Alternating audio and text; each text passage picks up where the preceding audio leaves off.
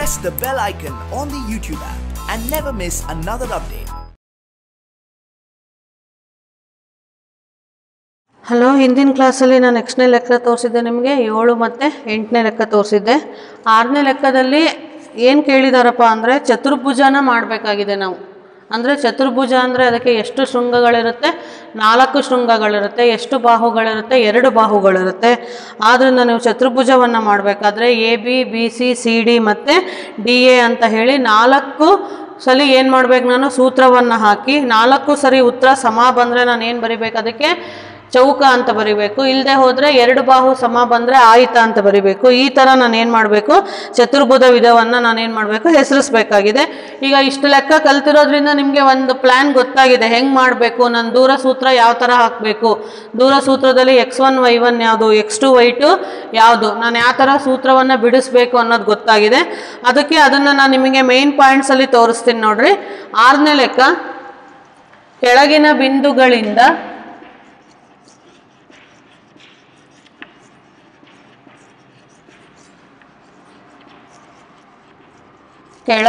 ಬಿಂದುಗಳಿಂದ ಚತುರ್ಭುಜಗಳು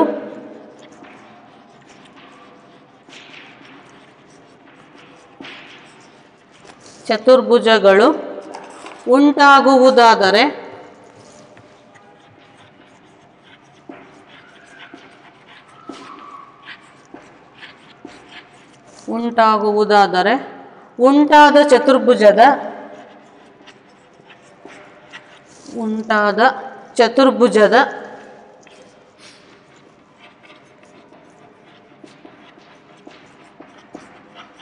ಉಂಟಾದ ಚತುರ್ಭುಜದ ವಿಧವನ್ನು ಹೆಸರಿಸಿ.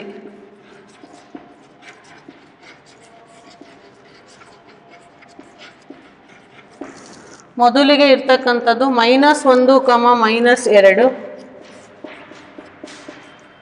-1, -2, 1, 0, -1, -2, -3, 0,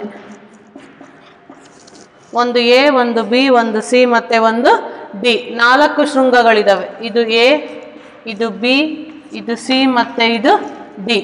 4 ಶೃಂಗಗಳಿಗೆ ನಾನು ಏನು ಮಾಡಬೇಕು? AB ಮಾಡಬೇಕು ದೂರ ಸೂತ್ರ ಹಾಕಿ, BC ಮಾಡಬೇಕು, CD ಮಾಡಬೇಕು, ಆಮೇಲೆ ಯಾವ್ದು ಮಾಡಬೇಕು? DA ಮಾಡಬೇಕು. ಮೊದಲಿಗೆ ನಾನು ABಯನ್ನು ತಗೊಂಡಾಗ AB = A ಬಿಂದುದಲ್ಲಿ ಏನಿದೆ? -1, -2. B ಬಿಂದು ಒಳಗೆ ಏನಿದೆ? 1, 0. ಇದು x1, ಇದು y1, ಇದು x2 ಮತ್ತು ಇದು y2. ನೀವು ದೂರ ಸೂತ್ರವನ್ನು ಹಾಕಿದರೆ D √(x2 - x1) plus y2 - y1 ಈಗ ನೀವು ಬೆಲೆಯನ್ನು ತುಂಬಿದರೆ x2 ಅಂದರೆ ಎಷ್ಟು? 1, ಮೈನಸ್ x1 ಅಂದರೆ ಎಷ್ಟು? -1. x2 ಅಂದರೆ ಎಷ್ಟು? 1. x1 ಅಂದರೆ ಎಷ್ಟು? -1² ಹಾಕಬೇಕು. ಪ್ಲಸ್ y2 ಅಂದರೆ ಎಷ್ಟು? 0. y1 ಅಂದರೆ ಎಷ್ಟು? -(-2)² that is equal to √(1 -(-1)+1² plus 0 -(-)+4. ಇದಕ್ಕೇನು ಹಾಕ್ತೀರಾ? ಹೋಲ್² ಹಾಕ್ತೀರಾ. That is equal to √(2)+4² that is equal to 2 2 4 + 4 4 16. ಎಷ್ಟು ಬರುತ್ತೆ? √20 ಬರುತ್ತೆ. ಎಷ್ಟು ಬರುತ್ತೆ ನನಗೆ ಉತ್ತರ? √20 ಬರುತ್ತೆ. ಇದು ಯಾವುದರ ಬೆಲೆ? ಇದು ABಯ ಬೆಲೆ. AB ಬರ್ಕೊಂಡು A ಬಿಂದು B ಬಿಂದುಗೆ ಏನು ಮಾಡಬೇಕು? ನಾನು ಸೂತ್ರ ಹಾಕಿ ಉತ್ತರ ಎಷ್ಟು ಬರುತ್ತೆ ಅಂತ ನೋಡ್ಕೋಬೇಕು. AB ಮಾಡಿದ್ದೀನಿ. AB ಆದಮೇಲೆ ಯಾವ್ದು ಮಾಡಬೇಕು? ನಾನು BC ಮಾಡಬೇಕು. AB ಆದಮೇಲೆ ನೆಕ್ಸ್ಟ್ ಯಾವ್ದು ಮಾಡಬೇಕು? BC ಮಾಡಬೇಕು. BC ಮಾಡಬೇಕಾದ್ರೆ B ಬಿಂದು ಯಾವುದು? 1, 0. C ಬಿಂದು ಯಾವುದು? -1, 2. ಇದು x1 y1 x2 y2 x1 y1 x2 y2. ನೀವು ದೂರ ಸೂತ್ರ ಹಾಕಿದರೆ D √(x2 - x1) plus y2 minus y1 whole square. ಈಗ ಏನಾಗುತ್ತೆ, ನಮಗೆ x1 ಬೆಲೆ ಗೊತ್ತು, y1 ಬೆಲೆ ಗೊತ್ತು, x2 ಬೆಲೆ ಗೊತ್ತು, y2 ಬೆಲೆ ಗೊತ್ತು. That is equal to x2 ಅಂದರೆ ಎಷ್ಟು, -1 ಮೈನಸ್ ಆಫ್ x1 ಅಂದರೆ ಎಷ್ಟು, 1 ಹೋಲ್ ಸ್ಕ್ವೇರ್, ಪ್ಲಸ್ y2 ಅಂದರೆ ಎಷ್ಟು, 2 ಮೈನಸ್ y1 ಅಂದರೆ ಎಷ್ಟು, 0 square. That is equal to -1 minus 1 ಎಷ್ಟು, -2 square plus 2 square. That is equal to minus into minus plus 2 2 4 plus 4 ಎಷ್ಟು ಬರುತ್ತೆ ಉತ್ತರ, √8 ಬರುತ್ತೆ. ಎಷ್ಟು ಬರುತ್ತೆ ಇದ್ರ ಉತ್ತರ, √8 ಬರುತ್ತೆ. ಇದು ಯಾವುದರ ಬೆಲೆ, ಇದು ಬಿ ಸಿಯ ಬೆಲೆ. ಬಿ ಸಿ ಆದಮೇಲೆ ನೆಕ್ಸ್ಟ್ ಯಾವ್ದು ಮಾಡಬೇಕು, ಸಿ ಡಿ ಮಾಡಬೇಕು. ಬಿ ಸಿ ಆದಮೇಲೆ ನೆಕ್ಸ್ಟ್ ಯಾವ್ದು ಮಾಡಬೇಕು, ಸಿ ಡಿಯನ್ನು ಮಾಡಬೇಕು. ಸಿ ಡಿ ಮಾಡಬೇಕಾದ್ರೆ ಸಿ ಬಿಂದು ಬರ್ಕೋಬೇಕು ಮತ್ತು ಡಿ ಬಿಂದು ಬರ್ಕೋಬೇಕು. ಸಿ ಬಿಂದು ಯಾವುದು, C is equal to -1, 2, D ಯಾವುದು -3, 0. ಇದು x1, ಇದು y1, ಇದು x2, ಇದು y2. therefore d is equal to √x2 minus x1 whole square, x2 minus x1 whole square plus y2 minus y1 whole square. x2 ಅಂದರೆ ಎಷ್ಟು, -3 minus x1 ಅಂದರೆ ಎಷ್ಟು, -1 whole square plus y2 ಅಂದರೆ ಎಷ್ಟು, 0 minus y1 ಅಂದರೆ ಎಷ್ಟು, 2 square. ಇದಕ್ಕೇನು ಹಾಕಬೇಕು, ನಾನು ರೂಟ್ ಹಾಕಬೇಕು. That is equal to -3 minus into minus plus 1 whole square plus 2 square -2 square. That is equal to -3 plus 1 ಹೋದರೆ ಎಷ್ಟು, -2 whole square plus -2 whole square. That is equal to minus into minus plus 2 2 4 2 2 4 ಎಷ್ಟು ಬರುತ್ತೆ ಉತ್ತರ, √8. A B B C next ಯಾವ್ದು ಮಾಡಿದೆ ನಾನು, A B B C C D. C D ಉತ್ತರ ಎಷ್ಟು ಬಂದಿದೆ ನನಗೆ, √8 ಬಂದಿದೆ. ಸಿ ಡಿ ಆದಮೇಲೆ ನೆಕ್ಸ್ಟ್ ಯಾವ್ದು ಮಾಡಬೇಕು, ನಾನು ಡಿ ಎ ಮಾಡಬೇಕು. ಸಿ ಡಿ ಆದಮೇಲೆ ನೆಕ್ಸ್ಟ್ ಯಾವ್ದು ಮಾಡಬೇಕು, ಡಿ ಎ ಮಾಡಬೇಕು. ಡಿ ಎ ಮಾಡಿಬಿಟ್ಟು ಅದಕ್ಕೆ ಉತ್ತರ ಎಷ್ಟು ಬರುತ್ತೆ ಅಂತ ನೋಡಬೇಕು. ಡಿ ಎ ಮಾಡಬೇಕಾದ್ರೆ ಡಿ ಬಿಂದು ಮತ್ತು ಎ ಬಿಂದು ಬರ್ಕೋಬೇಕು. ಡಿ ಬಿಂದು ಮತ್ತು ಎ ಬಿಂದು ಬರ್ಕೋಬೇಕು. ಆದ್ದರಿಂದ ಡಿ ಬಿಂದು ಯಾವುದಿದೆ ಇಲ್ಲಿ, ಡಿ ಬಿಂದು -3, 0 -3, 0. ಎ ಬಿಂದು ಯಾವುದು, -1, -2 x1 y1 x2 y2. Next ಸೂತ್ರ ಹಾಕಿದಾಗ D is equal to √x2 minus x1 whole square, x2 minus x1 whole square plus y2 minus y1 whole square, x2 minus x1 whole square plus y2 minus y1 whole square. ಈಗ ನಾವು D A ಮಾಡಬೇಕಾದ್ರೆ D ಬಿಂದು ಗೊತ್ತು ಮತ್ತು A ಬಿಂದು ಗೊತ್ತು. ಸೂತ್ರ ಹಾಕಿ ಬೆಲೆಯನ್ನು ತುಂಬಿದಾಗ ಏನು ಬರುತ್ತೆ, x2 ಅಂದರೆ ಎಷ್ಟು, -1 ಮೈನಸ್ x1 ಅಂದರೆ ಎಷ್ಟು, -3 ಹೋಲ್ ಸ್ಕ್ವೇರ್ ಪ್ಲಸ್ y2 ಅಂದರೆ ಎಷ್ಟು, -2 ಮೈನಸ್ ಆಫ್ y1 ಅಂದರೆ ಎಷ್ಟು, 0 whole square. That is equal to -1 minus into minus plus plus into minus -3 whole square plus ಇದು 0ಯನ್ನು ಬಿಟ್ಟರೆ ಏನಾಗುತ್ತೆ ನನಗೆ, -2 whole square. That is equal to -3 -1 2 minus ಇರೋದ್ರಿಂದ ಏನಾಗುತ್ತೆ, -4 plus of 4 2 2 4 minus into minus plus 4 ಎಷ್ಟಾಗುತ್ತೆ, √8. A B B C C D ಮತ್ತು D A. A B is equal to B C is equal to C D is equal to D A is equal to ಎಷ್ಟು ಬರುತ್ತೆ, √8 ಬರುತ್ತೆ. Next ಒಂದು ಚತುರ್ಭುಜದಲ್ಲಿ 4 ಬಾಹುಗಳು ಮಾತ್ರ ಅಲ್ಲ, 2 ಕರ್ಣಗಳು ಇರೋದ್ರಿಂದ ಕರ್ಣಗಳು ಯಾವುದು, ಎ ಸಿ ಮತ್ತು ಬಿ ಡಿ. ಒಂದು ಚತುರ್ಭುಜವನ್ನು ತಗೊಂಡಾಗ ನಾನು 2 ಕರ್ಣಗಳು ಬರುತ್ತೆ. ಒಂದು ಚತುರ್ಭುಜವನ್ನು ತಗೊಂಡಾಗ ಏನು ಬರುತ್ತೆ, 2 ಕರ್ಣಗಳ ಬರುತ್ತೆ. ಆ ಕರ್ಣಗಳು ಯಾವುದು? A B C D. ಕರ್ಣಗಳು ಯಾವುದು? ಎ ಸಿ ಮತ್ತು ಬಿ ಡಿ. ನನಗೆ ಕರ್ಣಗಳ ಬೆಲೆಗಳು ಗೊತ್ತಿದೆ. ಎ ಸಿ ಒಳಗೆ ಎ ಬಿಂದು ಮತ್ತು ಸಿ ಬಿಂದು ಬರ್ಕೋಬೇಕು. ಬಿ ಡಿ ಒಳಗೆ ಎ ಬಿಂದು, ಬಿ ಬಿಂದು ಮತ್ತು ಡಿ ಬಿಂದು ಬರ್ಕೊಂಡು ನಾವೇನು ಮಾಡಬೇಕು, ದೂರ ಸೂತ್ರವನ್ನು ಹಾಕಿ ಉತ್ತರ ಎಷ್ಟು ಬರುತ್ತೆ ಅಂತ ನೋಡಿದಾಗ ನಾವೇನನ್ನು ಬರೆಯೋಕ್ಕೆ ಸಾಧ್ಯ. ಇದು ಎಂತಹ ಚತುರ್ಭುಜ? ಇದು 4 ಬಾಹು ಉತ್ತರ √8 ಆಗಿರೋದ್ರಿಂದ ಇದಕ್ಕೆ ಏನಂತ ಬರೀತೀರಾ ನೀವು? ಚೌಕ ಅಂತ ಬರೀತೀರಾ. ಏನಂತ ಬರೀತೀರಾ? ಉತ್ತರನ ಚೌಕ ಅಂತ ಬರೆದು 2 ಕರ್ಣಗಳಿಗೂ ಸಹ ನೀವು ಬಿಂದುಗಳನ್ನು ಹಾಕ್ಕೋಬೇಕು.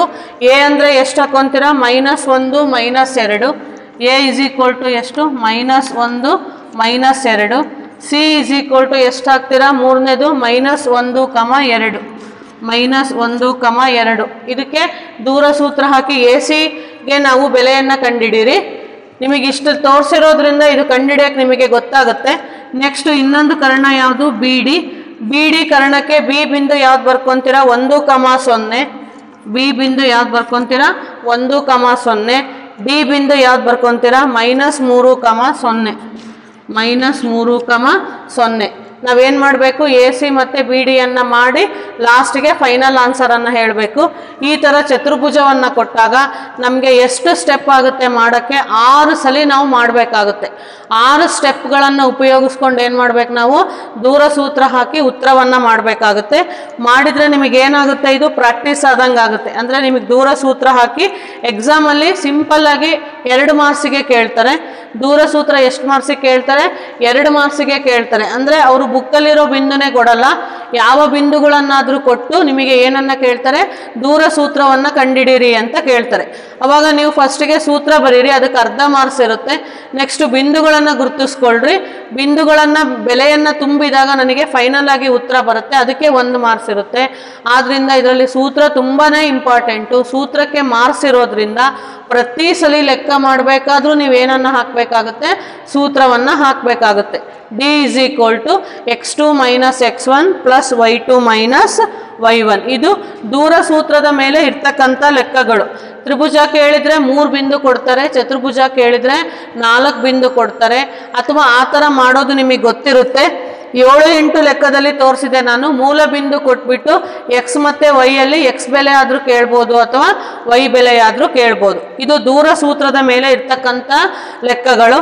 ನೆಕ್ಸ್ಟ್ ಬರ್ತಕ್ಕಂಥದ್ದು ಭಾಗ ಪ್ರಮಾಣ ಸೂತ್ರ ಅಂತ ಕರಿತೀವಿ. ನೆಕ್ಸ್ಟ್ ಏನನ್ನ ಕರಿತೀವಿ ನಾವು? ಭಾಗ ಪ್ರಮಾಣ ಸೂತ್ರ. ಅಂದರೆ ಎಷ್ಟು ಭಾಗದಲ್ಲಿ ಅದು ವಿಭಾಗಿಸುತ್ತದೆ ಅಂತ. 1:1:2 ಇರ್ಬೋದು, 3:2 ಇರ್ಬೋದು, 2:3 ಇರ್ಬೋದು. ಅವನು ಎಷ್ಟು ಭಾಗವನ್ನು ಕೇಳ್ತಾನೋ ಅಷ್ಟು ಭಾಗದ ಮೇಲೆ ನಾನು ಏನು ಮಾಡಬೇಕು? ಸೂತ್ರ ಹಾಕ್ಬಿಟ್ಟು ಲೆಕ್ಕವನ್ನು ಮಾಡಬೇಕಾಗುತ್ತೆ. ನೆಕ್ಸ್ಟ್ ಹೆಡ್ಡಿಂಗ್ ಏನಂತ ಬರ್ಕೋಬೇಕು ನೀವು? ಭಾಗ ಪ್ರಮಾಣ ಸೂತ್ರ ಅಂತ ಬರೀಬೇಕು. ನೆಕ್ಸ್ಟ್ ಹೆಡ್ಡಿಂಗು ಭಾಗ ಪ್ರಮಾಣ ಸೂತ್ರ.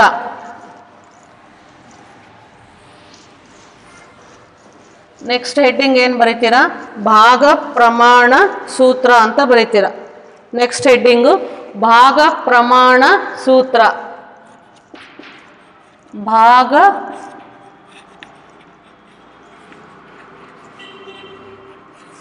ಭಾಗ ಪ್ರಮಾಣ ಸೂತ್ರ. ಇಂಗ್ಲೀಷಲ್ಲಿ ಸೆಕ್ಷನ್ ಫಾರ್ಮುಲಾ ಅಂತ ಕರೀತಾರೆ. ಇಂಗ್ಲೀಷಲ್ಲಿ ಏನಂತ ಕರೀತಾರೆ? ಸೆಕ್ಷನ್ ಫಾರ್ಮುಲಾ ಅಂತ ಹೇಳ್ತಾರೆ.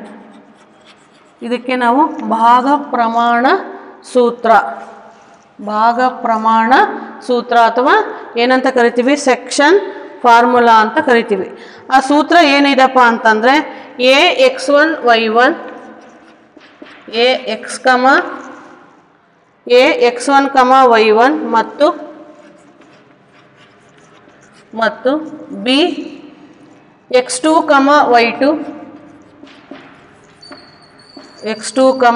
y2 ಬಿಂದುಗಳನ್ನು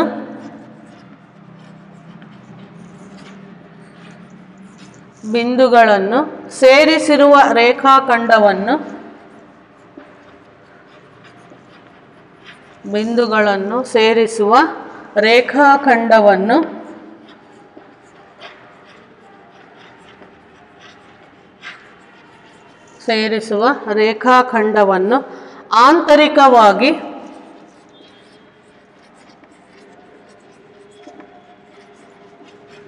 ಆಂತರಿಕವಾಗಿ m1:m2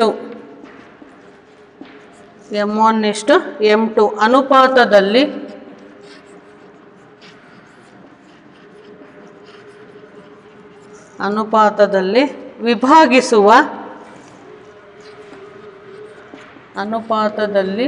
ವಿಭಾಗಿಸುವ P of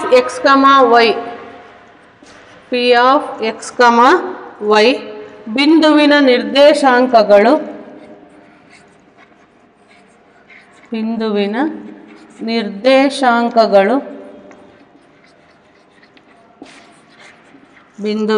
ನಿರ್ದೇಶಾಂಕಗಳು m1x2 plus m2x1 divided by m1 plus m2. ಇದು ಸೂತ್ರ ತುಂಬ ದೊಡ್ಡದಾಗಿದೆ. ಇದರಲ್ಲಿ ಒಂದು ಸಣ್ಣ ತಪ್ಪಾದರೂ ಕೂಡ ಲೆಕ್ಕ ಏನಾಗುತ್ತೆ, ಪೂರ ತಪ್ಪಾಗುತ್ತೆ. ಅದಕ್ಕೆ ನೀವೇನು ಮಾಡಬೇಕು, ತುಂಬ ಕೇರ್ಫುಲ್ ಆಗಿ ಏನು ಬರ್ಕೋಬೇಕು, ನೀವು ಸೂತ್ರವನ್ನು ಬರಿಬೇಕು. m1 plus m2. Next m1y2 plus m2y1 divided by m1 plus m2. ನೋಡ್ರಿ, ಇದಕ್ಕೆ ಏನಂತ ಕರಿತೀವಿ ನಾವು, ಭಾಗ ಪ್ರಮಾಣ ಸೂತ್ರ. ಅಂದರೆ ಲೆಕ್ಕದಲ್ಲಿ ಭಾಗ ಕೊಟ್ಟಿರ್ತಾರೆ, ಎಷ್ಟು ರೇಷಿಯೋ ಅಂತ ಕೊಟ್ಟಿರ್ತಾರೆ, ಅದ್ರನ್ನ ಹಾಕೊಂಡ್ಬಿಟ್ಟು ನಾವೇನು ಮಾಡಬೇಕು, ಲೆಕ್ಕವನ್ನು ಮಾಡಬೇಕು. ಇದರಲ್ಲೂ ಸಹ 4 ಬಿಂದು ಇರುತ್ತೆ, x1 x2 y1 y2, x1 x2 y1 y2. ಭಾಗಗಳು m1:m2. ಭಾಗಗಳು ಏನಾಗಿರುತ್ತೆ, m1 ಮತ್ತು m2 ಆಗಿರುತ್ತೆ. ಅಂದರೆ m1:m2 ಕೊಟ್ಟಿರ್ತಾರೆ ಅವರು, 2:3 2:4 ಅಂತ. ಅದಕ್ಕೆ ಒಂದಕ್ಕೆ m1 ಅಂತ ಕರಿಬೇಕು, ಇನ್ನೊಂದಕ್ಕೆ ಏನಂತ ಕರಿಬೇಕು ನಾವು, m2 ಅಂತ ಕರಿಬೇಕು. ಇದಕ್ಕೆ ಏನಂತ ಕರಿತೀವಿ ನಾವು, ಭಾಗ ಪ್ರಮಾಣ ಸೂತ್ರ. ಈ ಲೆಕ್ಕಕ್ಕೆ ಏನಂತ ಕರಿತೀವಿ ನಾವು, ಭಾಗ ಪ್ರಮಾಣ ಸೂತ್ರ ಅಂತ ಕರಿತೀವಿ. ಒಂದು ಲೆಕ್ಕ ತೋರಿಸಿದಾಗ ನಿಮಗೆ ಗೊತ್ತಾಗುತ್ತೆ. ಅಭ್ಯಾಸದಲ್ಲಿ ಮೊದಲನೇ ಲೆಕ್ಕ ಬರ್ಕೊಳ್ರಿ. ಎಷ್ಟನೇ ಅಭ್ಯಾಸ ಇದು, ಅಭ್ಯಾಸ 7.2. ಅಭ್ಯಾಸ 7.2.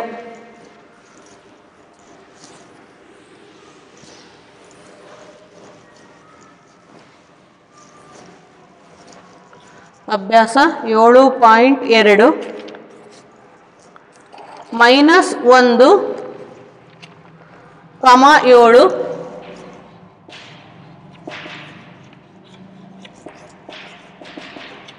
ಅಭ್ಯಾಸ 7.2 -1, 7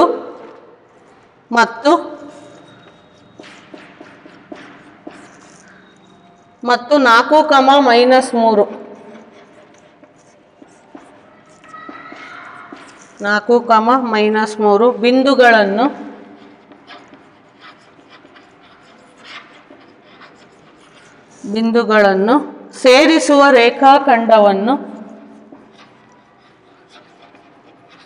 ಬಿಂದುಗಳನ್ನು ಸೇರಿಸುವ ರೇಖಾಖಂಡವನ್ನು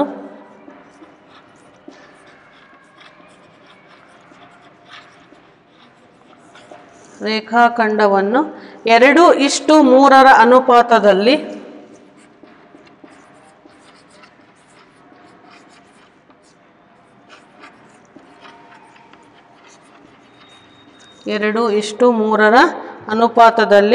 ವಿಭಾಗಿಸುವ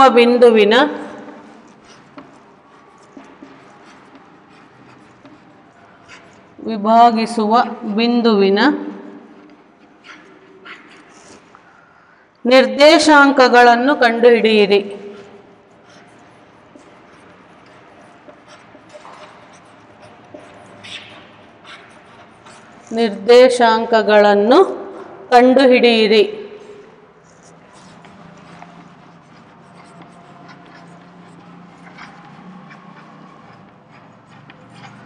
ನೋಡ್ರಿ, ನಿಮಗೆ ಸೂತ್ರದಲ್ಲಿ ನಾನು ಹೇಳಿದ್ದೆ x1 y1 ಇರುತ್ತೆ, ಮತ್ತು x2 y2 ಇರುತ್ತೆ, ಮತ್ತು ಅನುಪಾತ ಕೊಟ್ಟಾಗ m1 ಮತ್ತು m2 ಬೆಲೆಯನ್ನು ಅವರು ಕೊಡಬೇಕಾಗುತ್ತೆ.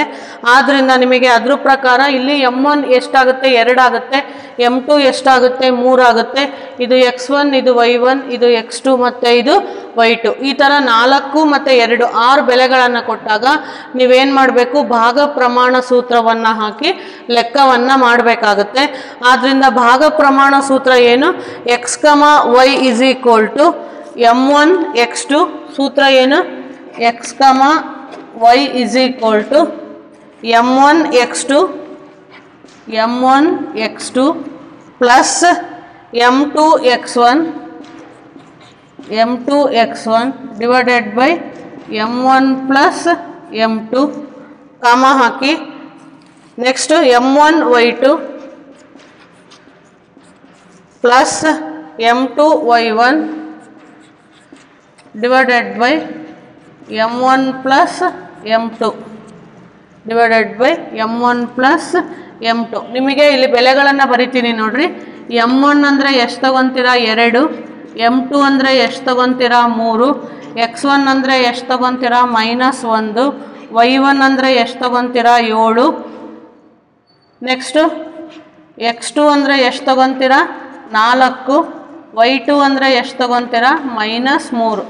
ಈ ಬೆಲೆಗಳನ್ನು ಬರ್ಕೋಬೇಕಾದ್ರೆ ನಿಮಗೆ ಒಂದು ಸಣ್ಣ ತಪ್ಪಾದರೂ ಸಹ ಲೆಕ್ಕ ಏನಾಗುತ್ತೆ, ಇದು ಪೂರಾ ತಪ್ಪಾಗೋ ಚಾನ್ಸಸ್ ಇರೋದ್ರಿಂದ ಮೊದಲು ಸೂತ್ರವನ್ನು ನೀಟಾಗಿ ಹಾಕ್ಕೊಳ್ರಿ. ಎಲ್ಲೂ ಪ್ಲಸ್ಸು ಮೈನಸ್ಸು ವ್ಯತ್ಯಾಸಗಳಾಗಬಾರ್ದು, ಎಕ್ಸ್ ಮತ್ತು ವೈ ಬೆಲೆ ವ್ಯತ್ಯಾಸ ಆಗಬಾರ್ದು. ಇದು ಸೂತ್ರ ಕರೆಕ್ಟ್ ಹಾಕಿದರೆ ನಿಮಗೆ ಬೆಲೆ ತುಂಬೋದಕ್ಕೆ ಕಷ್ಟ ಆಗಲ್ಲ. ಸೂತ್ರ ಏನು, m1 x2 plus m2 x1 divided by m1 plus m2. Next m1 y2 plus m2 y1 divided by m1 plus m2.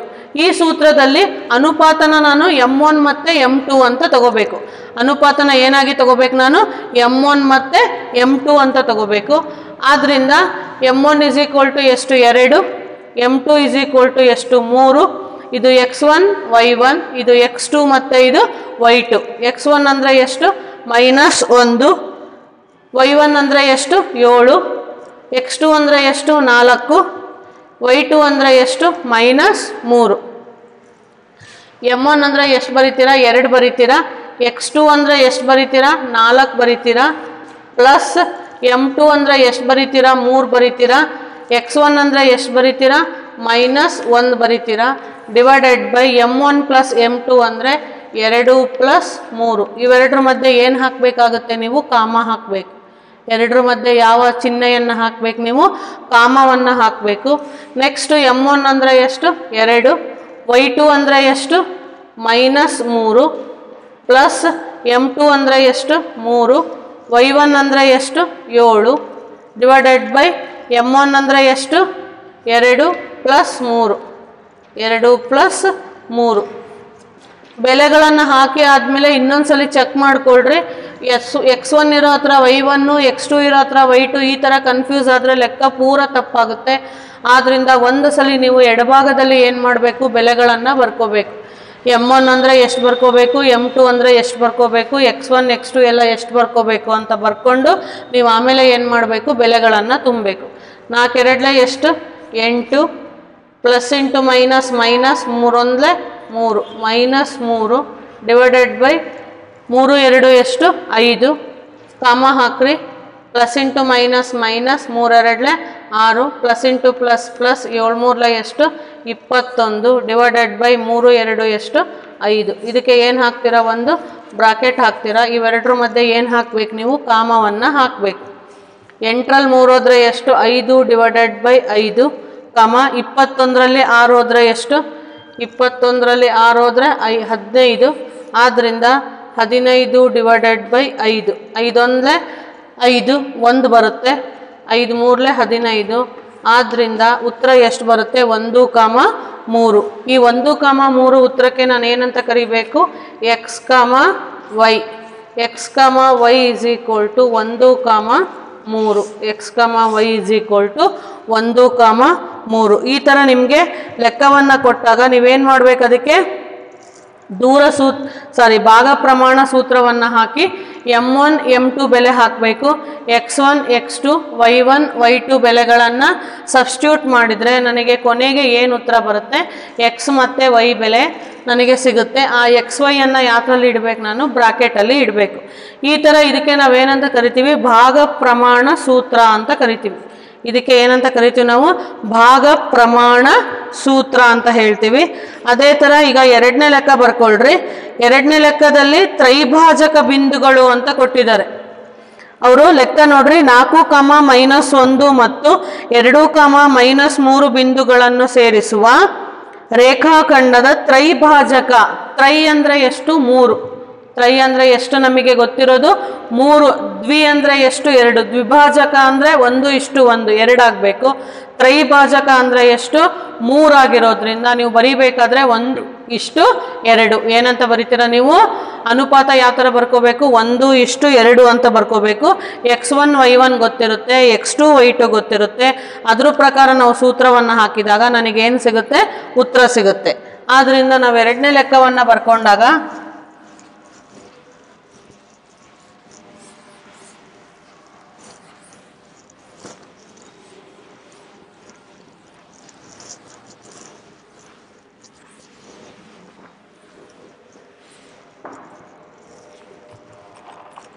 -1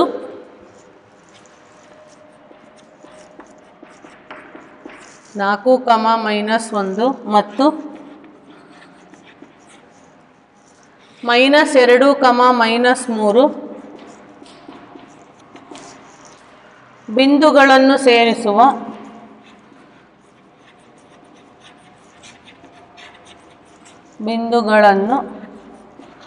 ಸೇರಿಸುವ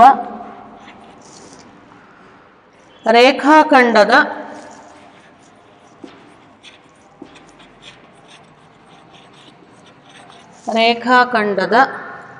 ತ್ರೈಭಾಜಕ ಬಿಂದುಗಳ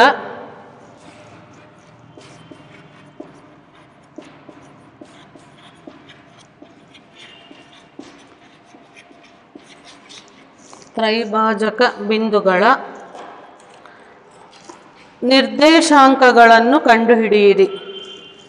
ತ್ರೈಭಾಜಕ ಬಿಂದುಗಳ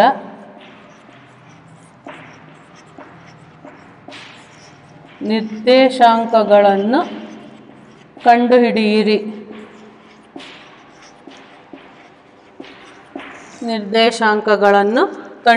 ನಿಮಗೀಗ ನಾನು ತೋರಿಸಿದ್ದೀನಲ್ಲ, ಅದೇ ಥರನೇ ಇಲ್ಲಿ x1 y1 ಇರುತ್ತೆ, x2 y2 ಇರುತ್ತೆ, m1 ಮತ್ತು m2 ಇರುತ್ತೆ. ನೀವು ಸೂತ್ರದಲ್ಲಿ ಹಾಕಿ ಏನು ಮಾಡಬೇಕು, ಉತ್ತರವನ್ನು ಮಾಡಬೇಕು. ಮೊದಲಿಗೆ ಸೂತ್ರ ಬರ್ಕೊಳ್ಳೋಣ.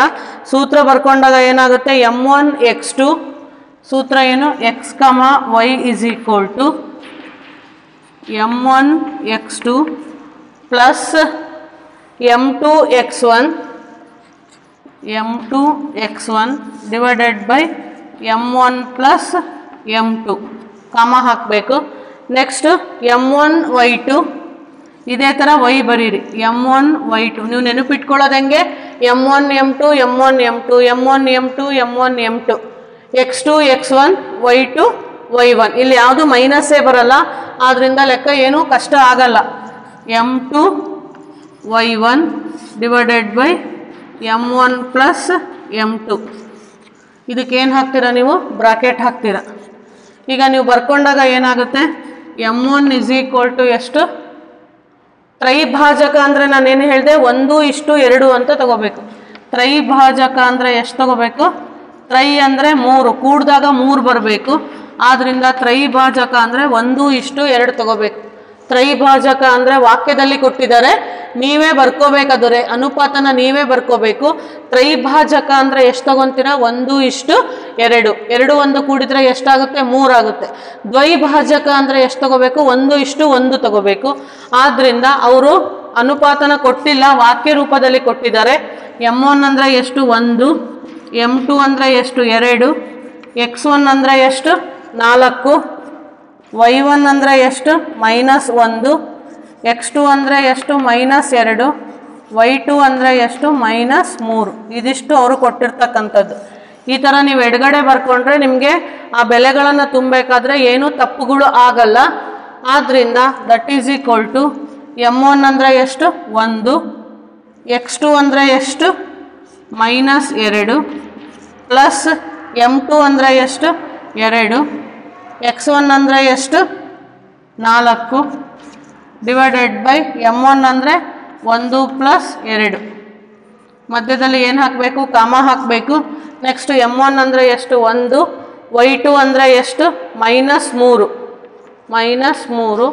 ಪ್ಲಸ್ m2 ಅಂದರೆ ಎಷ್ಟು 2, y1 ಅಂದರೆ ಎಷ್ಟು -1 divided by 1 + 2. That is equal to plus into minus -2 plus into plus plus 4 2 8 divided by 2 1 ಕೂಡಿದರೆ ಎಷ್ಟು 3. ಕಾಮ ಹಾಕ್ರಿ. Plus into minus -3 plus into minus -2 ಅಂದರೆ 2 2 1 ಕೂಡಿದರೆ ಎಷ್ಟು 3. 8ರಲ್ಲಿ 2 ಹೋದರೆ ಎಷ್ಟು 6 ಡಿವೈಡೆಡ್ ಬೈ 3. -3 -2 ಅಂದರೆ 2 ಸಜಾತಿ ಚಿಹ್ನೆ ಆಗಿರೋದ್ರಿಂದ ಮೈನಸ್ಸು ಇರೋದ್ರಿಂದ ಏನು ಮಾಡಬೇಕು ಕೂಡಬೇಕು. -5/3.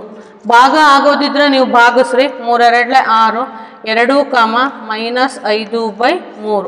ಆದ್ದರಿಂದ ನಮಗೆ ಬಿಂದುಗಳು ಏನು ಸಿಗುತ್ತೆ 2, -5/3. ಇದು m1 m2 ಅನುಪಾತಗಳನ್ನು ಕೊಟ್ಟಾಗ ನಾವು ಲೆಕ್ಕವನ್ನು ಮಾಡ್ತಕ್ಕಂಥದ್ದು. ತ್ರೈಭಾಜಕ ಅಂತ ಕೊಟ್ಟಾಗ ನೀವೇನು ಮಾಡಬೇಕು ನೀವೇನೇ ಅದನ್ನು ಭಾಗಿಸಿ ನೀವು ಉತ್ತರವನ್ನು ಕಂಡುಹಿಡ್ಕೊಂಡು ಬರಿಬೇಕಾಗುತ್ತೆ. ನೆಕ್ಸ್ಟು ನಾನೊಂದು ಲೆಕ್ಕ ಹಾಕಿರ್ತೀನಿ, ನೀವು ಅದನ್ನು ಮಾಡಿ ನೋಡ್ರಿ ಮನೆ ಒಳಗೆ ಬರುತ್ತೆ ಹೆಂಗೆ ಅಂತ ಹೇಳಿ. ನೆಕ್ಸ್ಟ್ 4ನೇ ನಿಮಗೆ ಈಸಿ ಆಗ್ತಕ್ಕಂಥ ಲೆಕ್ಕ ಯಾವುದು 5ನೇ ಲೆಕ್ಕ. 5ನೇ ಲೆಕ್ಕದಲ್ಲಿ ಏನು ಕೊಟ್ಟಿದ್ದಾರೆ 1, 5 ಮತ್ತು 4ನೇದೇ ಬರ್ಕೊಳ್ರಿ. 4ನೇದರಲ್ಲಿ ಏನು ಕೊಟ್ಟಿದ್ದಾರೆ ನಮಗೆ -3 -10 -10 ಮತ್ತು 6, 8 -3 -10 ಮತ್ತು 6, 8 ಬಿಂದುಗಳನ್ನು ಸೇರಿಸುವ ರೇಖಾಖಂಡವು -1, 6ರಿಂದ ಯಾವ ಅನುಪಾತದಲ್ಲಿ ವಿಭಾಗಿಸಲ್ಪಡುತ್ತದೆ ಎಂದು ಕಂಡುಹಿಡಿಯಿರಿ. x1 y1 ಕೊಟ್ಟಿದ್ದಾರೆ, x2 y2 ಕೊಟ್ಟಿದ್ದಾರೆ, ಮತ್ತು m1 m2 ಅನುಪಾತದಲ್ಲಿ ಭಾಗಿಸುತ್ತದೆ ಅಂತ ನಾವು ಕಂಡುಹಿಡಿಬೇಕಾಗುತ್ತೆ. ಅಂದರೆ ಅವರು x ಮತ್ತು y ಬೆಲೆ ಕೊಟ್ಟಿರ್ತಾರೆ, -1 ಮತ್ತು 6 ಕೊಟ್ಟಿರೋದ್ರಿಂದ ನೀವೇನು ಕಂಡುಹಿಡಬೇಕು m1 ಮತ್ತು m2 ಅನ್ನು ಕಂಡುಹಿಡಿಬೇಕು. ಲೆಕ್ಕ ಬರೆದಿರ್ತೀನಿ ನಾನು, ಲೆಕ್ಕ ಬರೆದು ಯಾವ ಥರ ಮಾಡೋದು ಅಂತ ಹೇಳ್ತೀನಿ. ನೆಕ್ಸ್ಟ್ ಕ್ಲಾಸಲ್ಲಿ ತೋರಿಸ್ತೀನಿ, ನೀವು ಮನೆ ಒಳಗೆ ಅದನ್ನು ವರ್ಕ್ ಮಾಡಿರಿ. ಎಷ್ಟನೇ ಲೆಕ್ಕ ಹೇಳಿದ್ದು ನಾನು ನಿಮಗೆ 4ನೇ ಲೆಕ್ಕ ಹೇಳಿದ್ದು. ತುಂಬ ಸಿಂಪಲ್ ಆಗಿದೆ.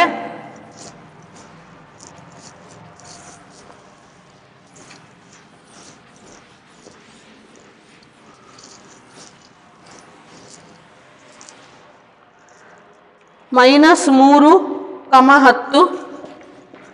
-10 ಮತ್ತು 6, -8 ಬಿಂದುಗಳನ್ನು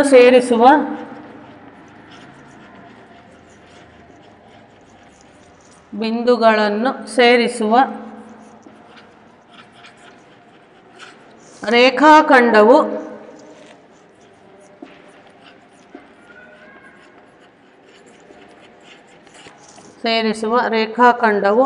-1,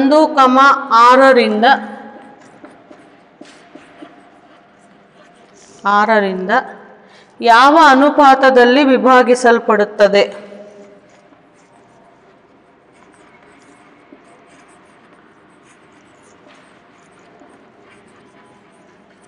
ಯಾವ ಅನುಪಾತದಲ್ಲಿ ವಿಭಾಗಿಸಲ್ಪಡುತ್ತದೆ?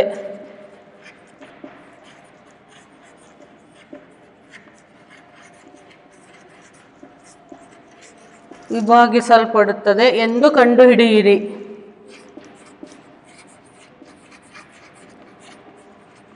ಯಾವಾಗೂ ಲೆಕ್ಕವನ್ನು ಮೊದಲು ಓದ್ಕೋಬೇಕು. ಒಂದಲ್ಲ 2 ಸಲ ಲೆಕ್ಕವನ್ನು ಓದ್ಕೊಂಡಾಗ ನಿಮಗೆ ಏನು ಕೊಟ್ಟಿದ್ದಾರೆ ಏನು ಕೊಟ್ಟಿಲ್ಲ ಅನ್ನೋದ್ರ ಬಗ್ಗೆ ಗೊತ್ತಾಗುತ್ತೆ idea. x1 y1 x2 y2. x1 ಎಷ್ಟು -3, y1 ಎಷ್ಟು 10, x2 ಎಷ್ಟು 6, y2 ಎಷ್ಟು -8. ಬಿಂದುಗಳನ್ನು ಸೇರಿಸುವ ರೇಖಾಖಂಡವು -1,6ರಿಂದ ಯಾವ ಅನುಪಾತದಲ್ಲಿ, ಅಂದರೆ ಅನುಪಾತ ಅಂದ್ರೇನು m1:m2, ಅನುಪಾತ ಅಂದರೆ ಏನು m1:m2, ಯಾವ ಅನುಪಾತದಲ್ಲಿ ವಿಭಾಗಿಸಲ್ಪಡುತ್ತದೆ ಅಂದರೆ m1 ಮತ್ತು m2 ಬೆಲೆಗಳನ್ನು ನಾವು ಕಂಡುಹಿಡಿಬೇಕಾಗುತ್ತೆ. x1 x2 y1 y2 x ಮತ್ತು y ಬೆಲೆ ಕೊಟ್ಟಿದ್ದಾರೆ. x =-1 y ಎಷ್ಟು 6. ಇಷ್ಟನ್ನು ಕೊಟ್ಟಾಗ ನಾವೇನು ಕಂಡುಹಿಡಬೇಕು, m1 ಮತ್ತು m2 ಬೆಲೆಗಳನ್ನು ಕಂಡುಹಿಡಬೇಕು. ನಿಮಗೀಗ 2 ಲೆಕ್ಕ ತೋರಿಸಿದ್ದೀನಿ. ಸೂತ್ರ ಹಾಕ್ರಿ, ಸೂತ್ರಕ್ಕೆ ಮಾರ್ಕ್ಸ್ ಇರುತ್ತೆ. ಸೂತ್ರ ಹಾಕಿ ಬೆಲೆಗಳನ್ನು ತುಂಬಿ ನಾನು ನೆಕ್ಸ್ಟ್ ಕ್ಲಾಸಲ್ಲಿ ತೋರಿಸ್ತೀನಿ. ಮನೆ ಒಳಗೆ ಟ್ರೈ ಮಾಡಿರಿ. Thank you.